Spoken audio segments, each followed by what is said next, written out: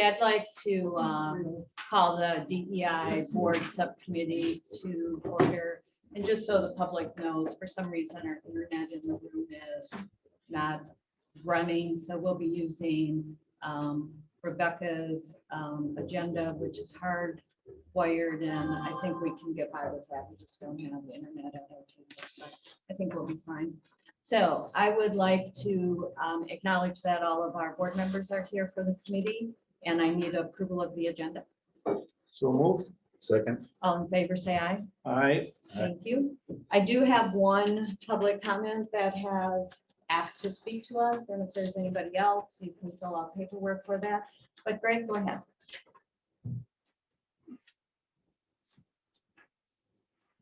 This is even under 3 minutes. Perfect. Since I didn't even bring my phone to time it, so I'll just trust you're going to be under 3 I can minutes. take the whole 30.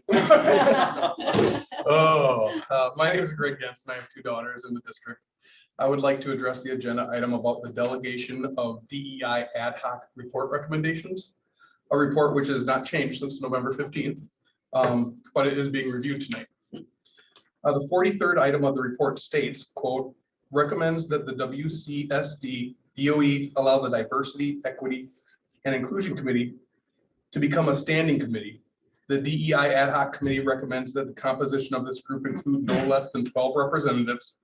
Representatives should include a distribution of district students, educators, and paraprofessionals, administrators, and community members, end quote. Assignment of review to this item states subcommittee, which is you, I assume. To be clear, this description encompasses the makeup of the last 20 some person DEI ad hoc committee that was previously disbanded after completing its charge, becoming overly partisan, activist, and according to one BOE member statements, emotional. Others not ordained with an unelected appointment would be disenfranchised from the committee's process, and their diverse thoughts, ideologies, and perspectives would be excluded, only increasing tribalism and dissatisfaction, juxtaposed to allowing all citizens, other than those duly elected, to participate on an equal opportunity footing. The blame for such a replay would be much more valid on those BOE members making these appointments if it were to happen again, because that outcome is foreseeable, as it recently occurred months ago. A DEI committee should never become the complaint and accountability department for the school, as suggested at last year's annual meeting. The committee assignments for other items in today's review also reference a new committee several times. I would again encourage the current DEI subcommittee, you, or any new committees to be made up of 3 duly elected and representative BOE members who would be assigned with the listed tasks within the equity audit report that are under the heading new committee. This would provide equal representation to all citizens because we all elected you. And how can anyone argue that would be unfair representation? Again, please don't validate the old saying of insanity is doing the same thing twice and expecting different outcomes. The responsibility of such an outcome would be squarely yours.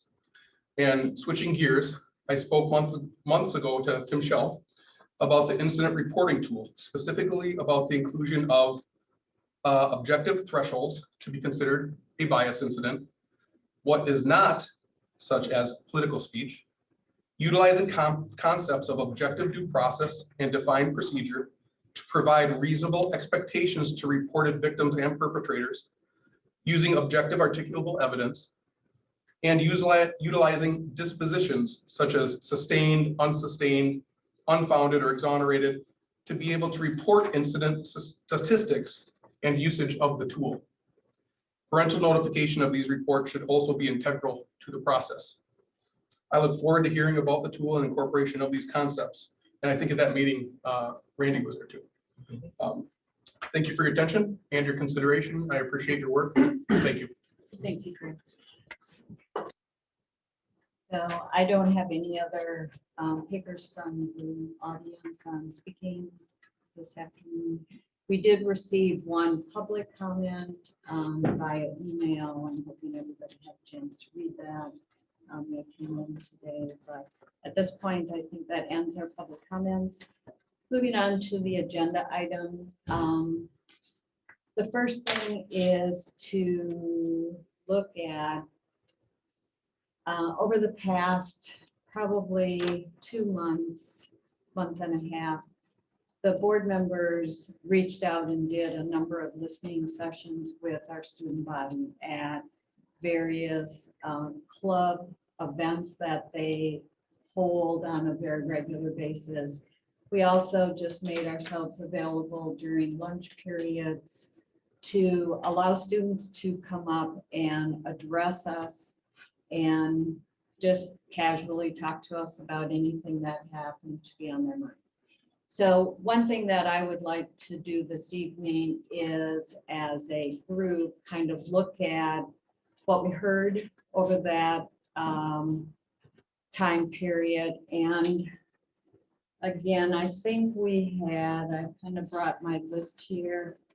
I think we had about 10 to 12 different, because we actually added on a few from our original list.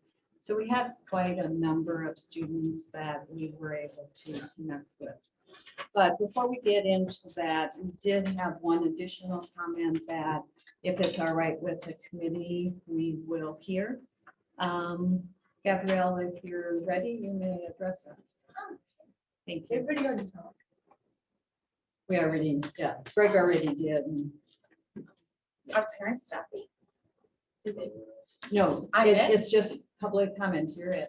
Oh, You're really? it now. We had already had somebody. Oh, okay. Yeah. Sorry, I thought it started at 5:30. It did. You guys talk that fast? Wow. Okay, so this is just about DEI, correct? Correct. Okay, so my feelings about DEI is we've already experienced some of it from the last year, and I don't think it's been a positive experience for the community or the kids.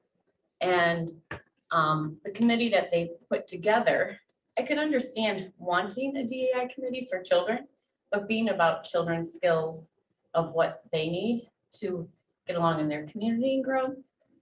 But to have back the kind of committee that happened before was disruptive, dishonest, and actually made it 100% exclusive to most of the community, the way they put together the committee itself. And I didn't like how they did the committee, the community's like group to get together and talk about it. Felt like it was to controlled speech. They had it where you sent in the questions. They controlled what questions they asked. They had at least half of the seats filled with DEI teachers and people that are highly involved in DEI. So it controlled the community of conversation and who was there. And so, and then also, all of those things that were brought up that happened to people of color have happened to the people that are white in our community too. I think it's, it's all families and parents have issues that need to be met. And it's not just of race or color. And it is, I believe in equality, and I believe in the idea of equity, where you bring somebody up if they're not striving and thriving, but not bringing other people down, because everybody needs to be the best that they can be. And so, because like where I feel like also like the references that the materials that of the programs and organizations that the schools connected with is like fists in the air and calling each other comrades, and that's activism and government indoctrination of ideologies and theologies where children need to learn life skills, how to get along, how to have self-control. I mean, they're developing and growing. So it needs to be focused on what is inclusive to them and not what adults want to be put in the community for children. Because like at my work, we have DEI, but we don't talk about that kind of stuff that's on the website and the organizations. It talks about having compassion for people that have differences, learning about their past history, so you have an appreciation and respect for them, and also you can help them if they're struggling with something. That's nothing of what DEI committee has been teaching. It's so much more of just based on your color. not on your character. And I think this community needs character building. And for kids, they need to feel inspired. I've thought a lot about this. What makes a kid feel connected to school is feeling inspired, having those great teachers there. We all knew of one that made you feel like I'm important, I'm liked, I understand what they're saying. So I think it should focus on getting teachers that have that inspiration and that can bring children together. Because like I asked my son, like, what do you think of DEI? He goes, Mom, it's not about kids, it's about what adults want. He goes, kids, we want to go to school and we want to have friends. We want to play sports, we want to learn, you know. And so focusing on what kids want for themselves. And also it should be focused on kids, because kids need to learn how to strive for themselves and have imagination and goals, short-term, long-term. And everybody has points in life where you have difficulties, but helping them get through those challenges.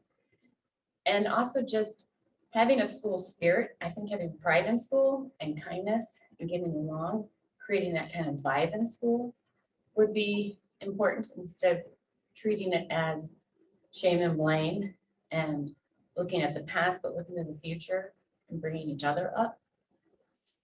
So I feel like at DEI, it needs to be positive and it needs to be kid focused because that's what they need.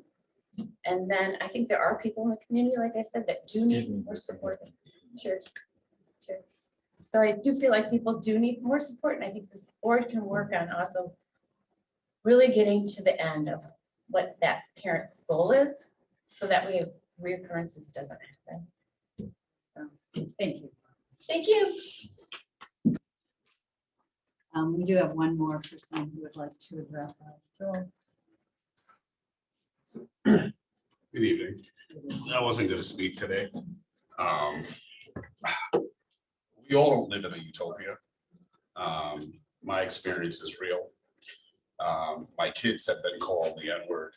You know, for those who don't know what the N-word is, that's just one aspect of it. When you're a girl and your skin is brown and you're around people who are white and they have blonde hair, you deal with image issues, right? Do boys like me? You know, you might hear things in the hallway. There's a whole bunch of things. When we have or suggest materials that are supposed to be in the schools, it's to educate, right? To broaden our minds, because it's not just about equity or equality. The thing is that unfortunately, there's just a lot of things that we have to deal with, but we should be able to deal with it correctly. And this is not all about kids. DEI is not about kids. If you look at the school system and you look at who's hired, how many people of color are actually on the school staff, or how many people of color are part of administration? Is it a process, right? Is it because they don't have access? Is it because of recruitment? Is it because of housing?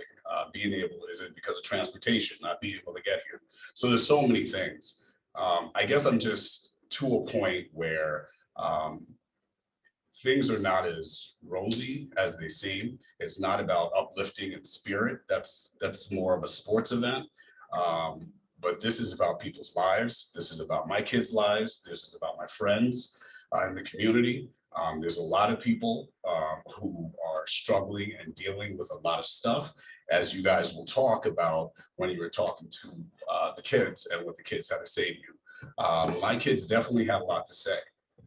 So my thing is I'm looking to see what that next step is going to be in terms of how we're going to be able to move forward with the school. And this is not about blaming. It's definitely not about blaming, but we all don't get to just kind of just blow it off and say, okay, we should all be nice and it should be good. This has nothing to do with politics. So thank you very much. Thank you. So back to what we heard at the listening sessions with our students. So As I said, we had about 12 sessions. We actually had all board members there, not just this committee, but we have information that have been shared. So I think where I would like to start tonight is to identify, as Jack has frequently said, the themes of what we heard. And then what do we do with that information? Where do we go with that information? How do we answer what we heard for these students? So Could I share a reflection? absolutely. One of the things that disappointed me most was the number of responses we got about the challenges that students were facing on a day-to-day basis. Challenges that seem to contradict the 6 years of character development that they seem to get in, from first grade to sixth grade, where, the concepts of getting together, being kind, respecting each other, being inclusive, being just being good citizens to each other, good friends. And my perception is the problems our middle school and high school students are experiencing weren't experienced to that degree in grades 1 through 6. We don't know because we didn't interview those kids, but anecdotally, from talks with teachers and administrators that I'm very close to, don't seem to see that the number of concerns that came up at the 7 through 12 level. And so I think it was worthwhile hearing these things as a board. And I'm glad we're having an opportunity to talk about those. So do we have greater incident in 7 through 12 because the students have a greater sense of portraying their own mind? I mean, in K through 6, do they just march along No. without that identity item that we want them to have? Right. We teach them to take on that identity. So is it a grade level thing, or is it a different culture in the building? I guess. I think if you look at it, we've changed leadership in both those buildings. It's 5 years. So they are taking on a different culture, and things are handled differently.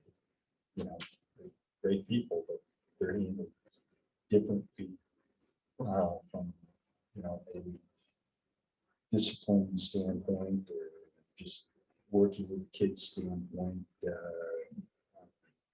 coming with your own ideas.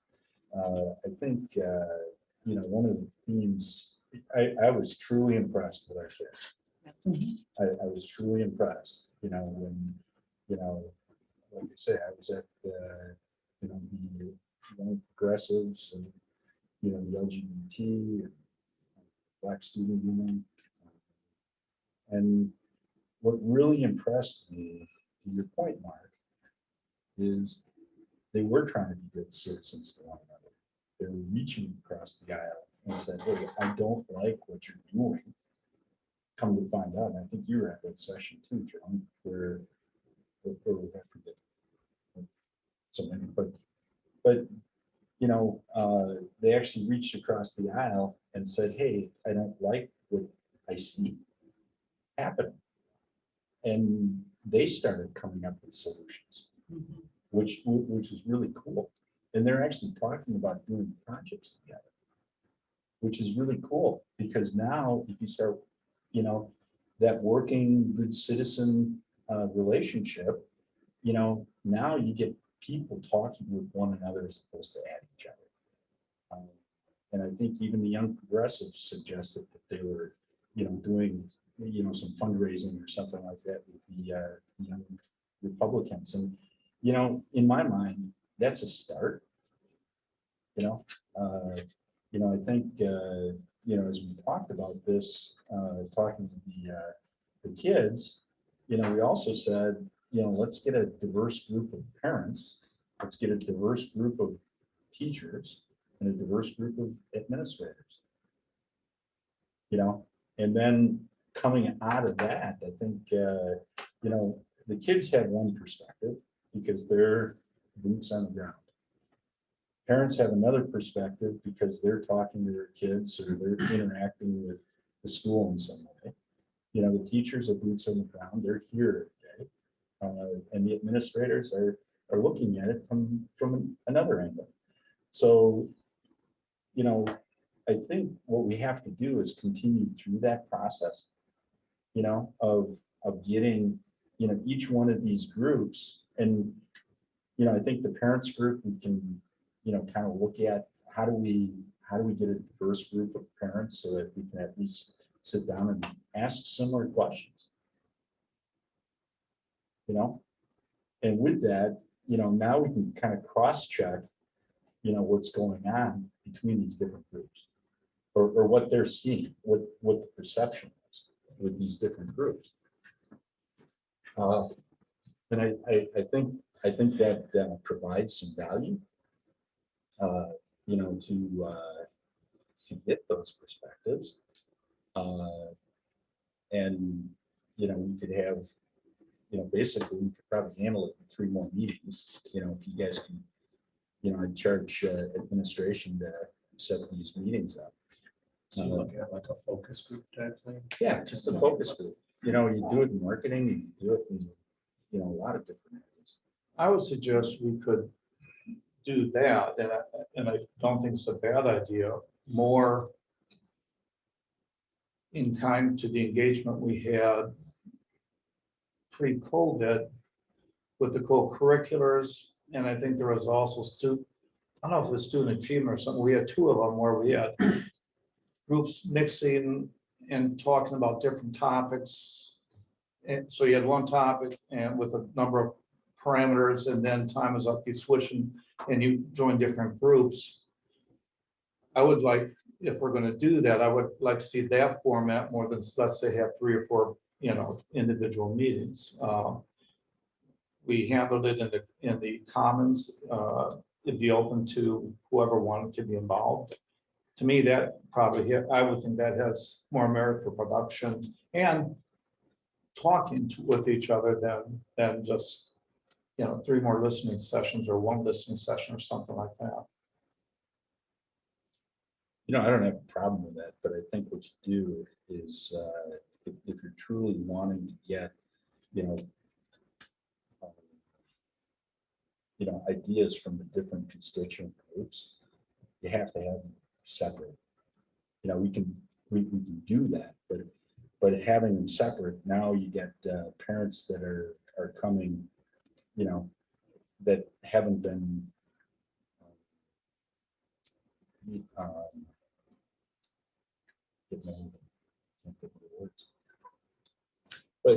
but you know, influenced, I guess is what I'm looking at. And you know, I think I think it would serve the committee better, you know, to get those. To your point though, Mark, I think, you know, having a listening session like that, you know, getting diverse groups together and talking with one another, I think is important as well. You know, because if we're going to solve this, we got to talk to them. I think I'd like to go back to what we heard from our students. Yeah.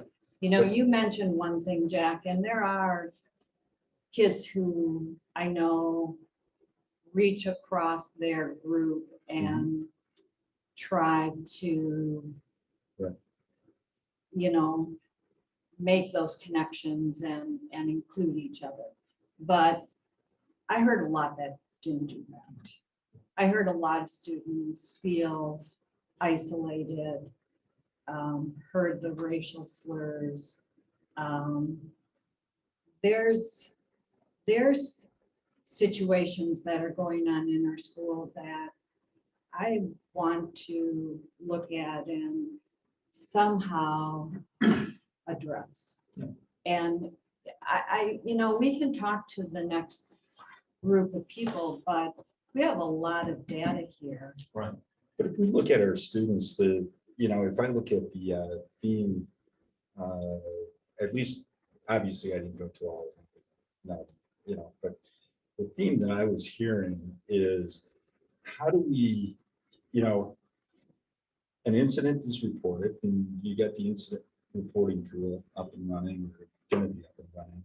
But it's more about the discipline, how do we get information back, close the loop, and there's a lot of privacy issues, right?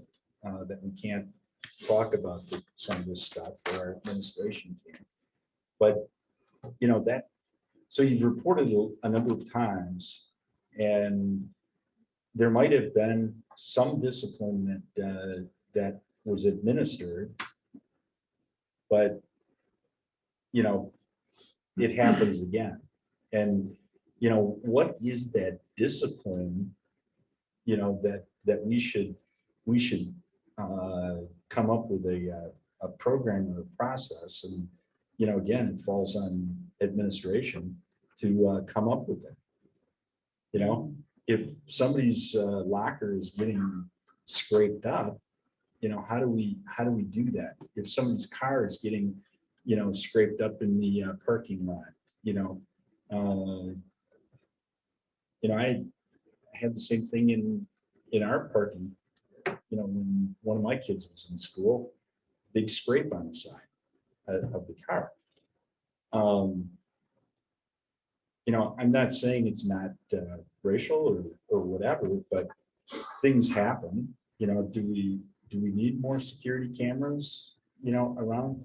What is that process that we can implement so that, we can correct behavior?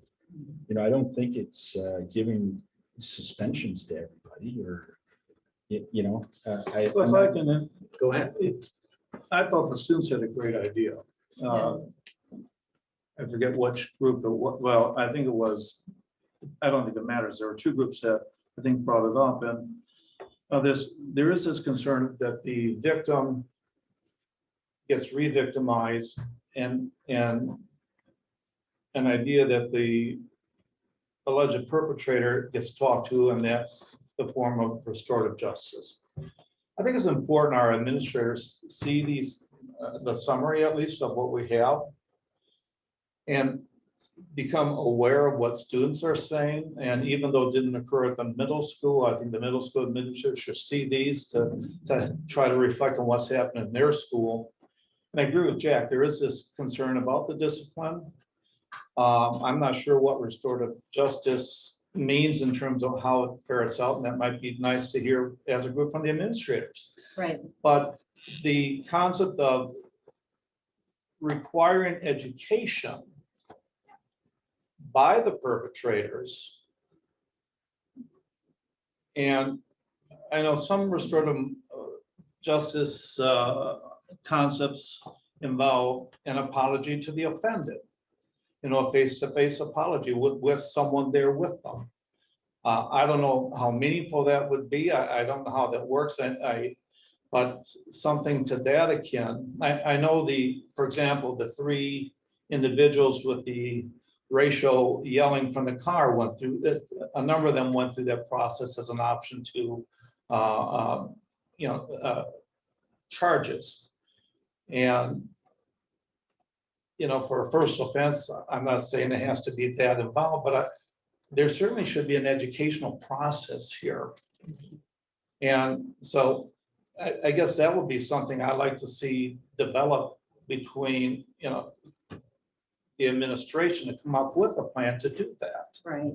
Is it, right, we can't, it can't be our, No, it's not our job to No. come up with that. but we can plan. direct to have this But- being done. We know there's an issue there, and is it reasonable to, have the administration in those buildings look at that with, the administrators, the assistant principals, maybe even get a committee of staff and students, as Right. Mark said, and what I heard, they have good ideas on what they perceive as justice, and they're not unreasonable. They know that racism isn't a light switch you turn off and it's going to be better tomorrow. They understand that it's, you know, but they would like to see at least that attempt to make it better, is what I heard.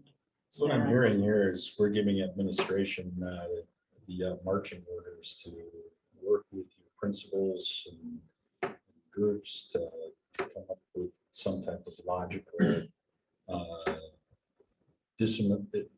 corrective action. Corrective action. And, you know, what happens with one offense and the second offense, because, you know, there were students who said there's a hallway they can't even walk down because every time they walk down it, they hear the same words.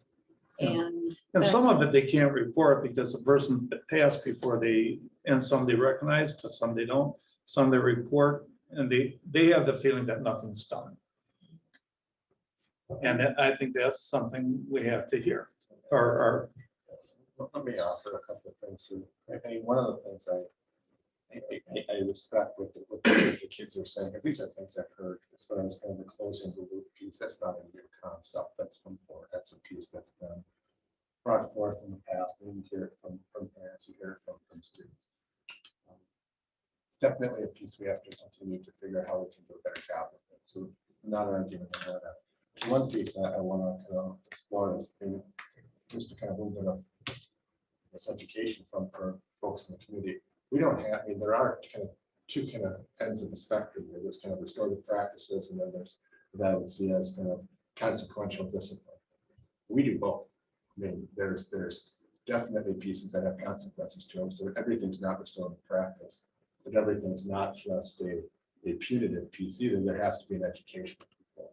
So I guess one of the things that I guess I would like to do, and I think it's probably informative for the community and also the board, is for, and I know we've talked about this at a larger forum, but there's probably a point if this is kind of a piece of discussion, I need to bring my administrators here. Who do this. Yeah. Because I mean, it kind of comes across as if we don't have a plan, and I know those folks have a plan. It is progressive, it is trying to work with kids, it's trying to do a good job with education.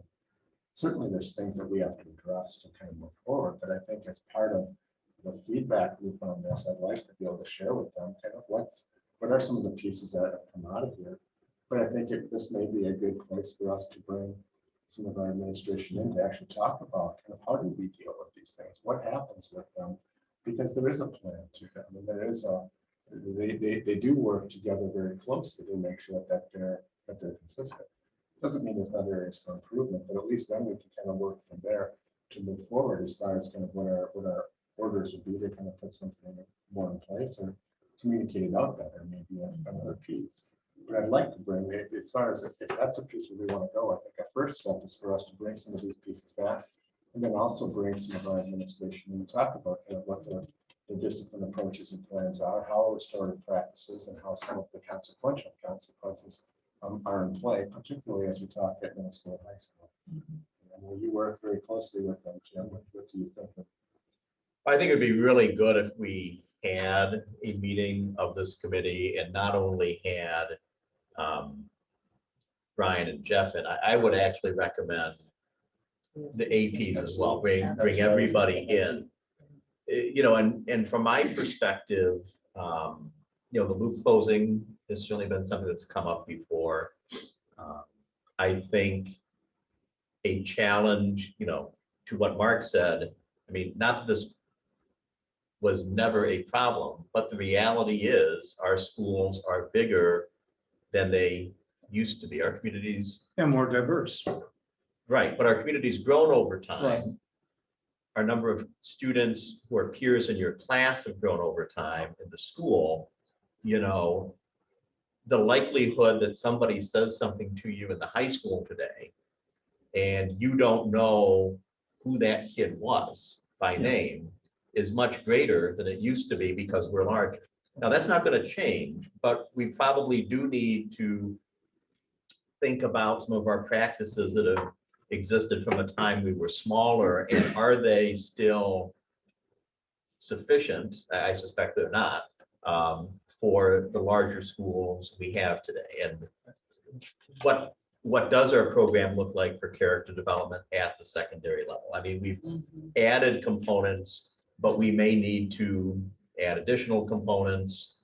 You know, I think I've never heard anybody say that we don't want kindness, compassion, and caring in our schools, but are we explicitly presenting it with students and talking through it at the middle school and high school the way we might in the elementary schools and the intermediate schools? So, you know, I think there's aspects relative to how we deal with situations when they're brought to us.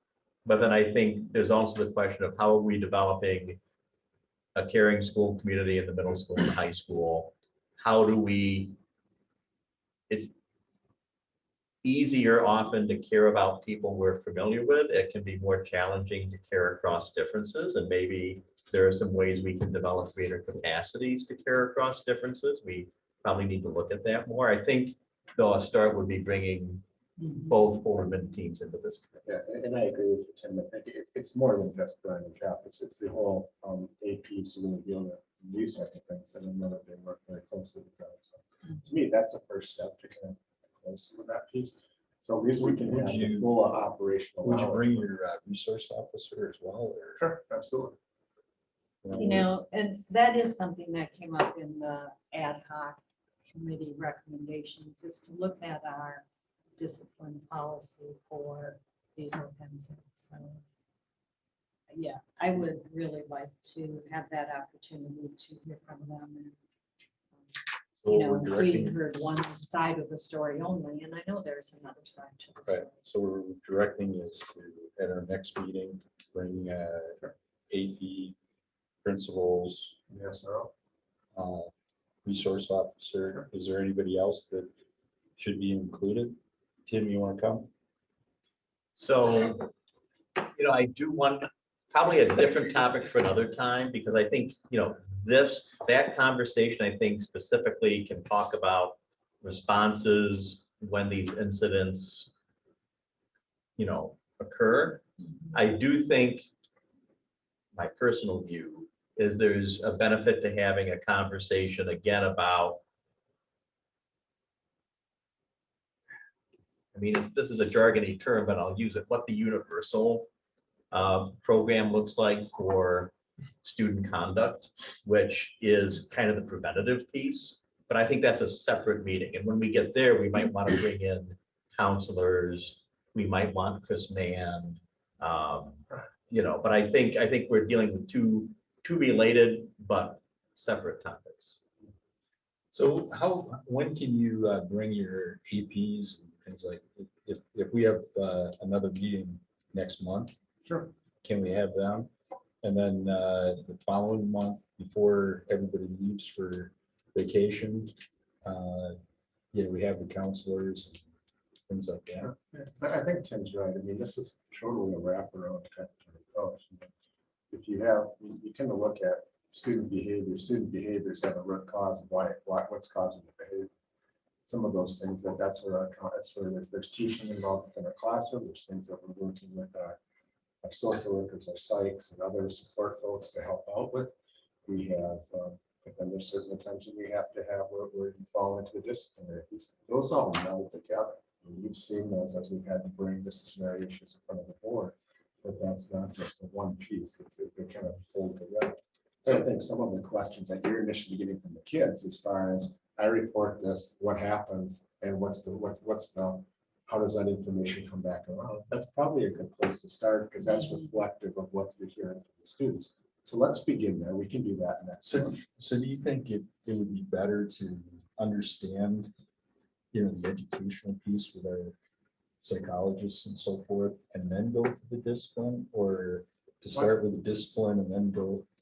I would like to start with the discipline and kind of what is in place, and maybe based on what we've heard and what should be taking place, you know, because it's what happens after they report, but then equally what happens the second time the same person does the same act.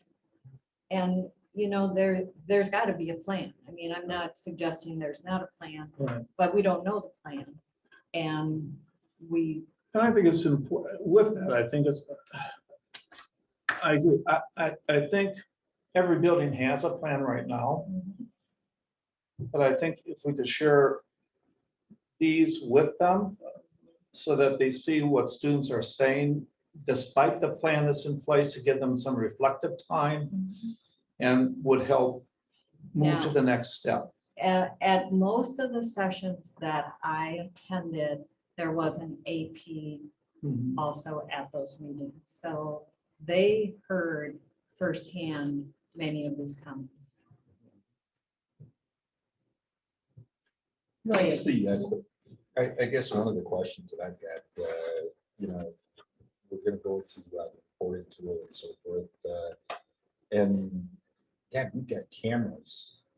We must cover, And the 100% cameras of the cover building out damn near with all the cameras that we got. We have cameras that cover them, yeah, we have very good camera systems, very good camera coverage. There's a few places they don't, but that's pretty minimal now, considering that was the piece we went through and revamped them just a few years ago, and kind of always continue to look So at along with that, you get sound, or is it just video? this video.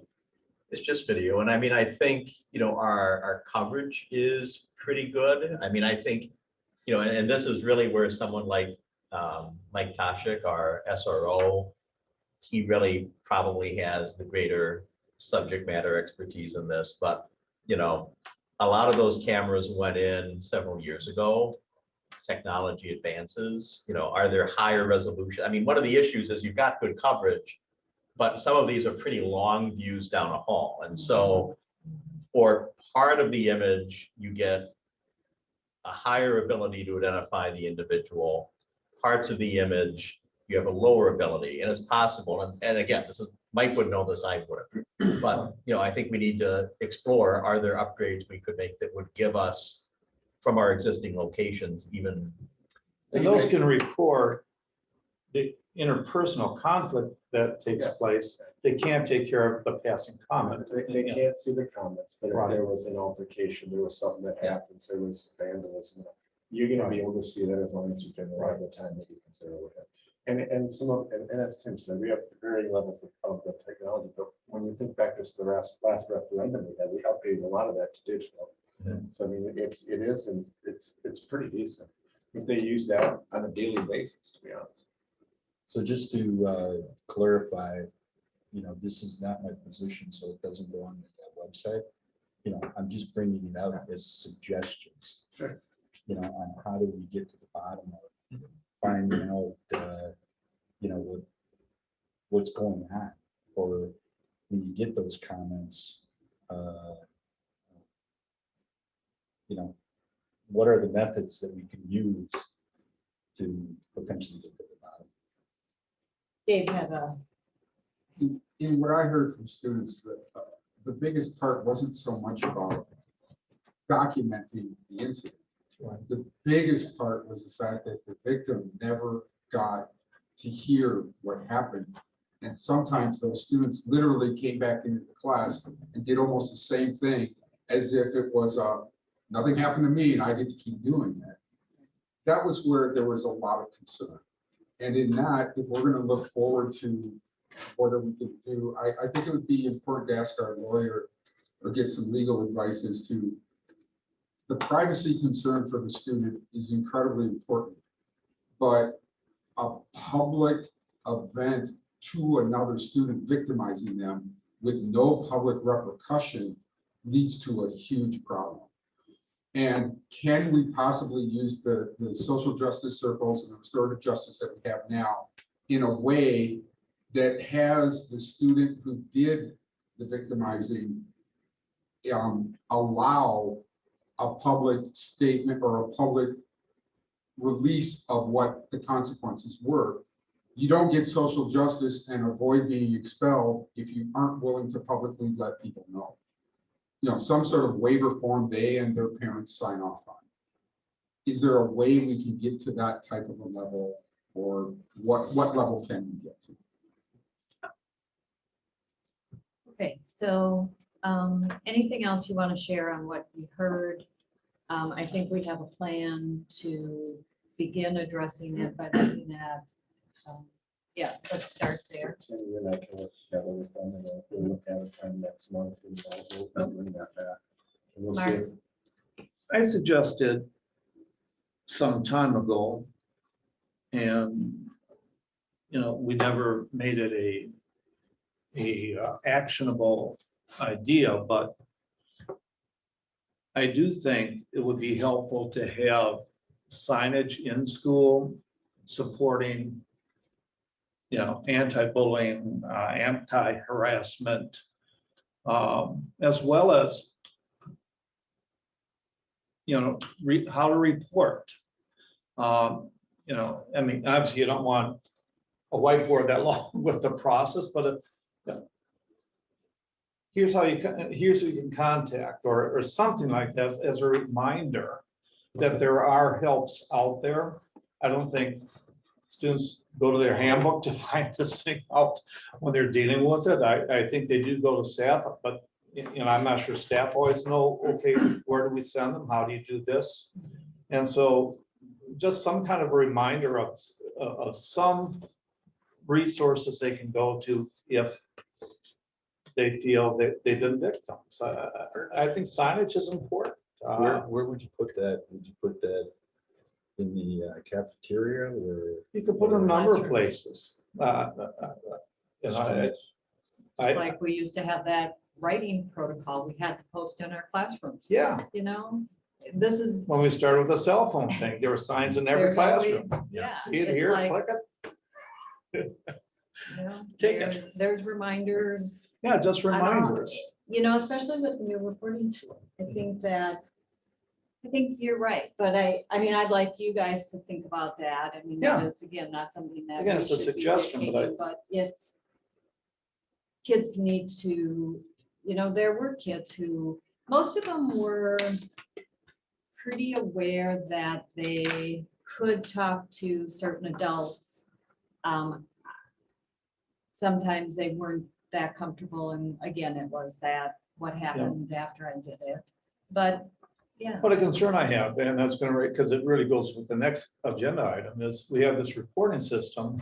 But what's the difference between the reporting system and a complaint system? So we have a complaint process in case of harassment, bullying, and that sort of thing too. And so maybe that's a segue when we get into there rather than now, but that was that one's very complex, and it even involves being out of your building because it refers to a central office reporting system. And so, what's the difference, and how do we communicate that with students? Or can they use this one instead of, which would be far simpler? Yeah, I guess what I'd like to understand, and this is probably when you bring the counselors and so forth, is what is their bullying? We've got that PBS or PBIS. PBIS. Are we using that? We do use PBIS in our schools. We do have lessons, and at the middle school and high school, there are advisory lessons that speak to this, but I think we need to evaluate, can we have elements in place, but we've heard what we've heard, and it would seem like we need to look at what we're doing and do we need to fill in some gaps? Because, even though we have those elements in place, Right. I don't think any of us, it's very distressing, the feedback we heard from kids during these sessions. And I think we need to acknowledge that. We need to let the kids know, we hear you. We want to continue the conversation about problem solving for this. And it doesn't mean that we don't have good people who've been working hard on this, but clearly there's the opportunity to do better. And, concerning to me was I came away, rightly or wrongly, but I came away from the sessions I was in with the sense that we have kids who feel like this is not a priority for us. Now, I feel it is a priority for us, but it doesn't really matter what I feel. we exist to serve our students, and if they don't feel it's happening, then we really need to reevaluate what we're doing. A suggestion, Go ahead. and it does involve more personnel, but I think that is a perception. All they do is talk. We don't see anything. Right. And so perhaps it'd be helpful to have one board member revisit each of these student groups and say, okay, we heard you, this is where we at. And again, students want things now. Right. It doesn't Well, quite happen that way, but at least if they But hear I where think we're they're going. realistic. And I would absolutely like to somehow build this into our board kind of work, is to visit these student or some student groups. I mean, this was hugely informative, and as you said, I mean, you walk away with, wow, you think you're doing this, but this is what they think you're doing. And we're who should be servicing them. I guess the reason I brought that up is, probably 3 or 4 years ago, we talked about bullying and things like that. And quite frankly, I see this very similar. Whether you're bullying me because I'm wearing, a pink shirt, or you're bullying me because I'm somebody else, it's all a form of bullying, all a form of, and a lot of this stuff happened on social media. Hammer, as I remember. So I'd like to understand how we're tracking that. And are we making progress, towards some of the programs and processes that you put in place. Jackie, I'm just going to clarify for people who weren't, we use the term PBIS, positive behaviors and interventions and support. It's kind of our tiered process. Think about it academically, you have your general curriculum, you teach everybody. Then if you have kids who have additional needs, it's kind of a 3-tier process, with the top tier being those that need the most supports. It's a similar process for behavior as far as how we address that. So just as a clarification. We didn't know what that was. And I guess the other thing is, how do we use that tool in everything else that we're doing? I think you and I have been Yeah. kind of figure out how to kind of bring this back. We'll touch base with our team and share some of the input that came from this committee and also from the students, and bring that back as a communication piece. So moving on to the recommendations, I'm not sure what you want to do with that. I think Randy, this is just revisit Yeah, some I of think where this we was- are at. When you go back to really what we talked about doing here a few months ago, the last time this committee was together, one of the things that the committee had asked, I think last fall, was for Tim and I to go back and look at the recommendations from the DEI ad hoc committee, and then determine which of our board committees could look at those and then put some prioritization there. At the point when we brought those forward, the first thing that you felt that you wanted to do was do these listening sessions with kids. So I think that's definitely kind of brought forth some things that, as you pointed out, Joan, that was an item that was something good. But I think Tim and I are just bringing this forward. I mean, my thought is that we take kind of, you want to pull it up for just a second, it just makes it easier to speak to. But like you have, here's the board to revisit the time horizon before advisors can be compensated. That was a piece, just picking it off the first page, goes to the HR committee. You have the board listening sessions. Here you go, some things from the curriculum about professional learning opportunities and culture, some things about, again, there were some pieces in here that weren't just for compensation, other pieces, things of policy. So I think we can just kind of break these out, take those to those committees. They can take a review of them, see if those truly do fit within the scope of what those committees look like, and put some prioritization. And before we do that, couldn't we go through a couple of these, and because some of this is going on, and to me, if it's going on, I think there's no need to pursue it beyond that point. Sure. Unless I'm wrong. No, I think there's a lot of things within here that as you kind of look at the recommendations, there's a number of them that are in different levels of process. So all of Right. these aren't like new to a committee piece, but Sure. I do think that they're at least assigned somewhere Oh, yeah. appropriately committee wise. So So that might, yeah, I think that's probably a better idea. What I'm probably doing just to is, send them to the committee, and the committee, like policy committee right now is under a full policy review. Mhm. So there's going to be things that are going to fall there. There's curriculum things and HR things that I know are in process that are addressed in here. But I guess my thought was is to break this piece apart, kick it to those kind of committees that we currently have. Yep. And then utilize that information to kind of move forward. And I would say anything that kind of engages where it talks about a new committee here, I think that's this committee. that refers to this one. That refers to Yes, this. yes, not creating something. No. So at this point, I mean, I understand, Jack, you want to build this out to new groups, but I would like us to focus on what we heard from our students, at least temporarily before. Yeah, I we think, schedule. I think what it is a process, right? It is a process. So, I think we're going through here and kind of dig it, getting that out to the committees for their review. I think, we set up these sessions. So, what is our timeline on setting those up and getting that done? We've already committed to 2 meetings, agenda items for 2 meetings. So, I think all of this stuff, can be done in parallel. Right? We don't have to wait till one gets done and then start another. No, So it's just, what's that timeline on getting that set done?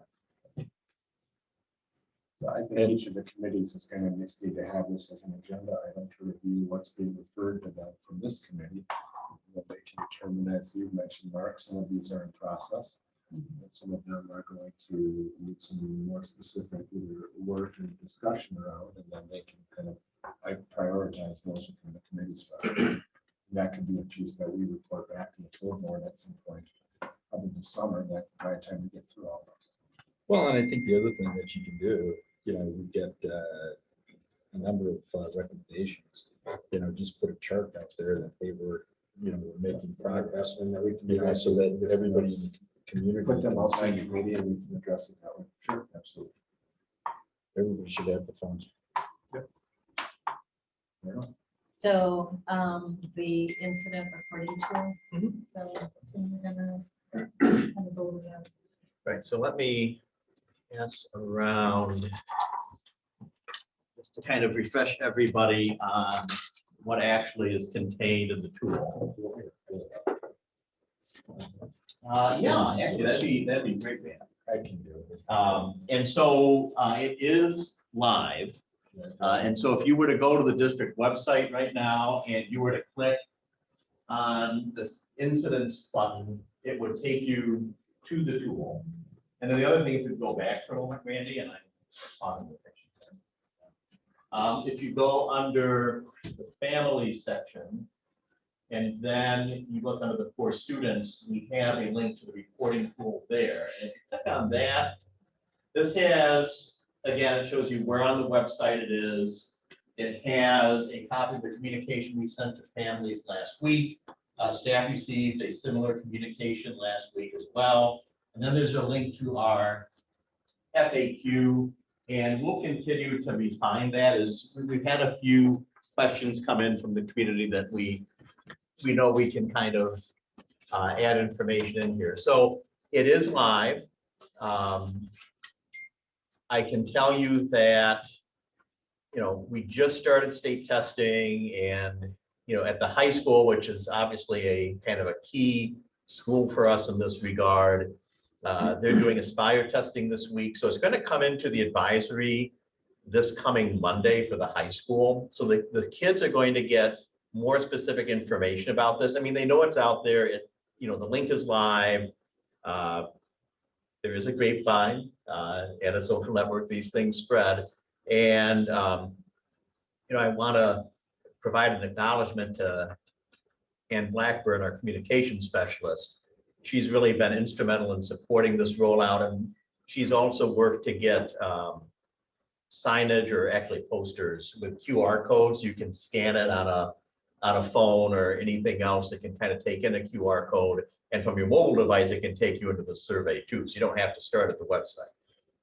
Now, this is intended to complement existing forms of reporting. So if I'm a staff member and I see a situation, this doesn't replace reporting it through our normal behavior reporting process. You know, likewise, if a community member or a student has a concern, they want to email, you know, a principal or an AP regarding a concern or call them, we're not going to tell them go and submit it here. This is merely designed to provide an additional way to do it.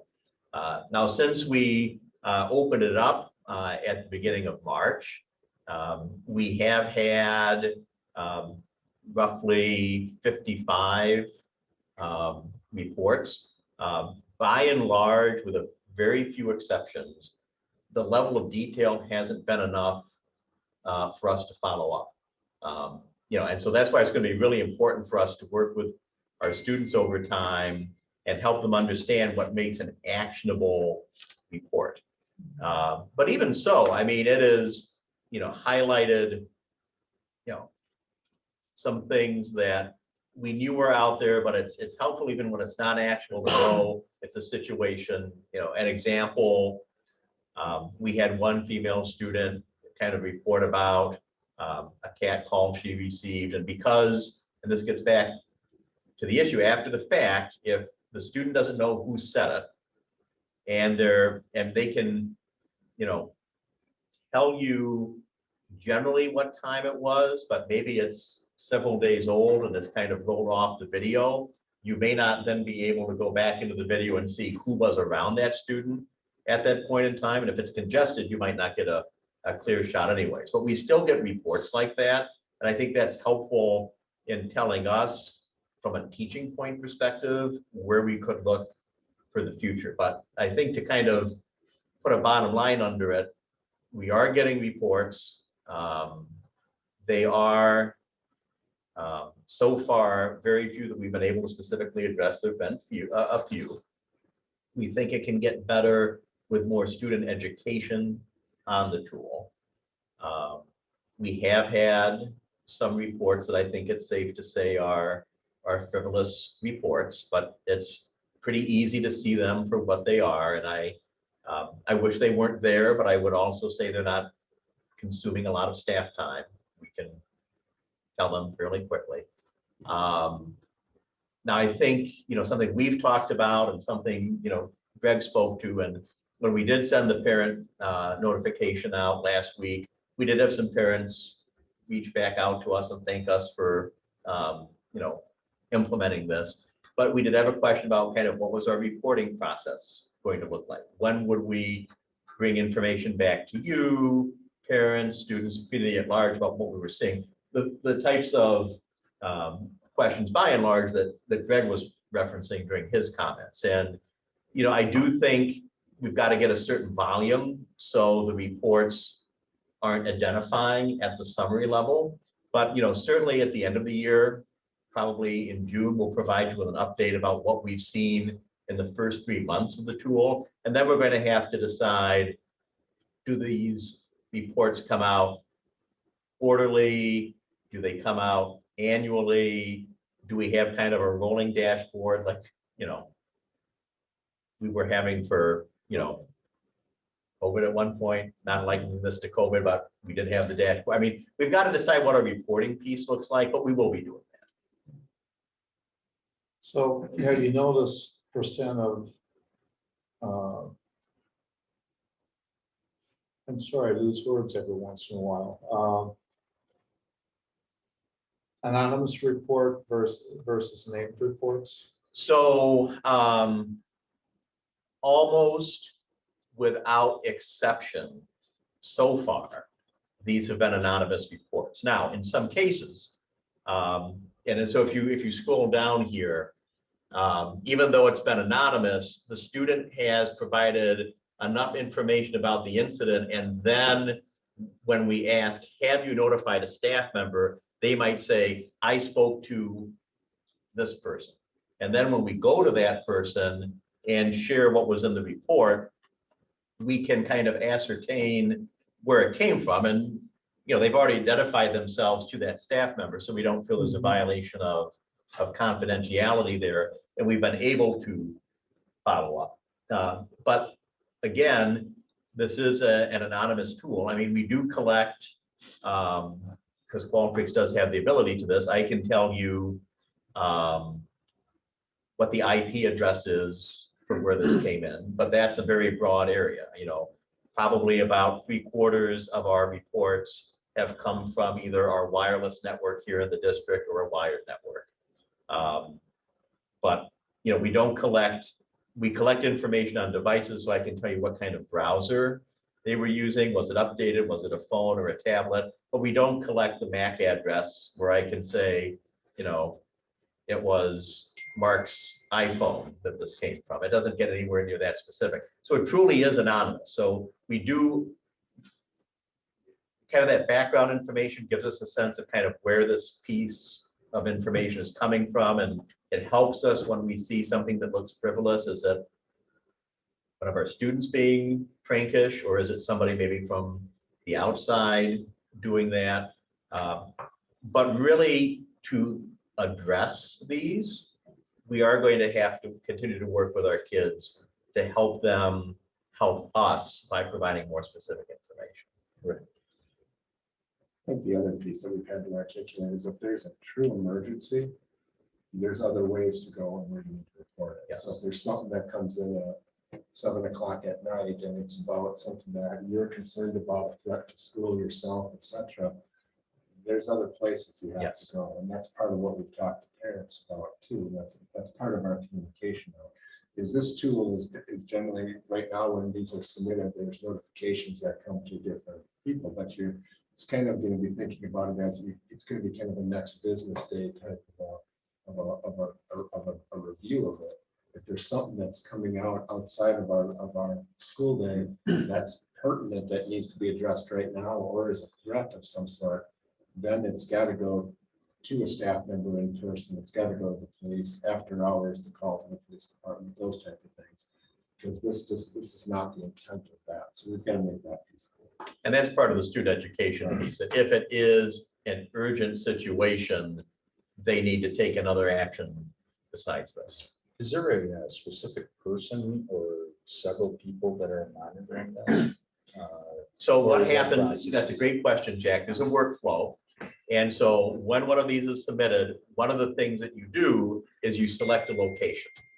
And so it will go to the building admin for that location.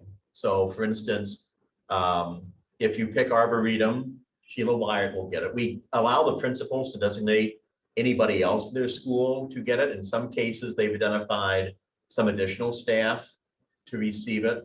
The level administrator also gets it.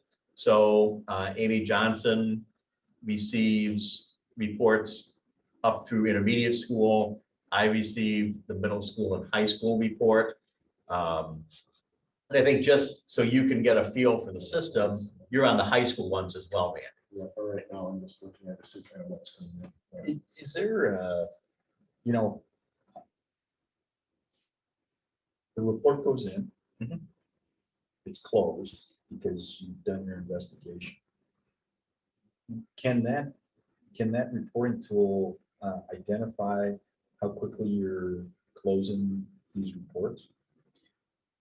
You know, So this is only set up to record what people Yeah, are sharing with us. What happens from the investigation is a separate matter. That really gets back into how we are reporting back from a progress monitoring perspective to you, to student. I mean, so there's the individual closing of the loop where we have specific information. We talked about that earlier in the meeting, but kind of at the summary level, how are we reporting that out? And I think the tool's important and we need to distinguish what we're getting through the tool. But really, I think we don't want, when we do the reporting, to have it just be what's coming in by the reporting tool. I think we need to break that out.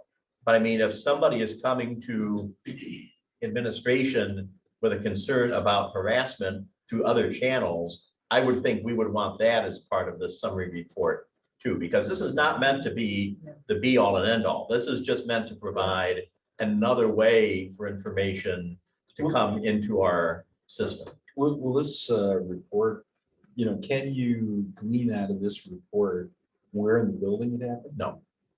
Well, I take that back. So Yeah. not automatically. The person would need to share it. So there's, so for example, we have generic categories for the location.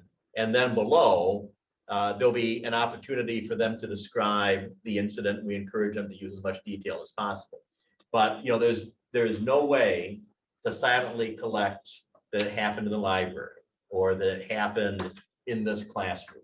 That really depends on the person submitting the information. So it's just an example of one that I saw the other day. It didn't have a name on it. It said it happened in like the 100 hallway between this hour, and it didn't happen to me, but I heard it. And so they reported it. So they heard some words being used that were inappropriate. They didn't know who it was. They didn't report it to anybody. I mean, and that's to Tim's point. It wasn't something we were able to even follow up on because you didn't know who it was exactly who said it. There wasn't enough information there. But it gave you an indication that something happened, and it's kind of bringing it rises it to your level as far as how frequent are some of the things occurring. Right. But it's not something you're able to then close the loop on. It's more of an information. But that's the piece I think we're looking to work with the kids on, is that if it's something that you have, as much information as you have is what we need, then we can follow through. So you're rolling this out, educating over the next month. Yeah, the students are getting there. I mean, because we really launched state testing this week, we felt if we brought it into the advisories this week, we have a lot of kind of operational reminders for the kids this week around testing. And we didn't want to have this crowded out as a teaching point of the advisory lessons by the other pieces. And I know something, when I met with Brian Borowski and Rose Nadler, the social worker at the high school, who really has a big role to play in kind of the formatting and distribution of our advisory lessons. One thing we talked about, another thing that's another piece that we've done recently is we updated the digital wellness part of the website. Again, it's digital citizenship, monitoring your social media use, making good choices that way. Originally, that was all part of the presentation. We made the decision, it was Rose's suggestion, it was a really good one, that we just focus on the reporting tool in the first week, and the next week would come back to the digital wellness, because you introduce too many topics and it dilutes the focus. So basically by the end of, or middle of May, Yes, everybody's gonna be educated. Yes. Or everybody that wants to be educated. Everybody in their home. and it's an iterative process. I mean, I think we're going to need to take stock at the end of the year and what needs to be fine-tuned for September. It'll be a launch for the school year, and be a piece that's going to have to be discussed as they kind of start the school year and remind kids where it's at. So absolutely. So having gone through it, it seems to be pointed at all grade levels. How are we, to me, at least the K4 level, that would seem to be more of a parental reporting than a student reporting. A concern I have, and it's maybe the sum total of the last 3 years. But I know as a dinosaur age as a teacher, probably, but the most effective means to helping students who have conflict is a direct contact with the building administrator or the student's teacher, let's say at an elementary level. My kid's having a problem because of this, or with this group of kids repeatedly. That direct contact seems to have brought the best reactions. I'm worried that if a parent uses this, are they resourcing the other? Especially at the elementary, middle school, high school, they can do this on their own. Correct. But I would hate to have this tool take away from that direct contact that I think is really critical. And so how are we educating both the parents and the various schools, administration, teachers about this tool and still how to maximize communication? So we had a staff and a family communication last week, and if you were to go back into that page off the district website and look at the staff the family communication, you would see we place an emphasis in there that this is not a substitute for talking to your teacher or the principal, and actually we encourage talking to the teacher and principal. And we are really, in terms of the student communication piece, we're restricting that for now to the middle and high school. We are not directly presenting this to our elementary students and our intermediate students because they have homeroom teachers. We really want that they're with most of the day. We really want that to be the focus. So you might wonder, why do we have these lower graded schools in there? Yeah. Well, one aspect of this is, I mean, our focus really here has been on kids, but our buildings are used a lot. So, let's say we were at a community activity that might not have any kids at all. It could be but if something happened in one of our schools that was really not involving something in the school day, but you wanted to report it to us, this would be a way to do it. And you could say, well, I was at, X and X community activity. It was at Prairie, and, I want to make you aware of it. This would be a way to do that. But again, I think the primary schools that we're going to see reports, and indeed where we are seeing our reports by and large, are the middle school and the high school. Okay. Out of those 55 are most of those high school? High school and middle school. Well, good. Anything else we need to cover here? No, I think we're ready. I do want to, again, get back to how do we report to the kids before the year is out? Because I'd hate to leave this meeting and then wait till May and then it's too late. How are we getting, we talked about it was important that they hear what we are doing. So do we want to put a plan in place before we leave or are we going to wait till the next meeting? So is your vision, Mark, that at least one or more board members go back to each of these groups and at least report the discussion and the next items that we see coming through? Something of that type, or some message that has to Can get to the we- groups we met with at least. Is it sufficient after, I would love to hear from the principals and the APs Right. and find out and have that discussion before I report back. Because Sure. I don't feel I have much to No, report right, back. right. Would it be sufficient to just summarize our discussion and our next plan and send it to the advisors? Sure. And could the advisors take that information back to their students? Because I agree. We talk about doing the loop and then we're. Right. the I think that'd be a offenders. first step. I think that'd And- be great. I know it's late in the year. Mhm. Does that seem reasonable that maybe after our next meeting, we draft something identifying and give it to the advisors Sure. to loop back in? That kind of Works for me. communication would be great.